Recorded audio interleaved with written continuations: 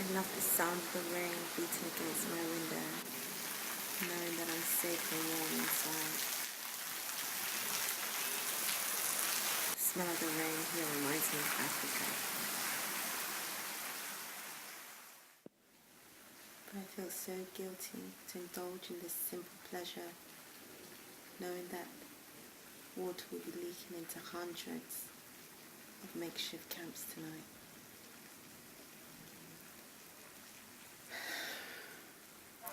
This is the reality. This is Haiti.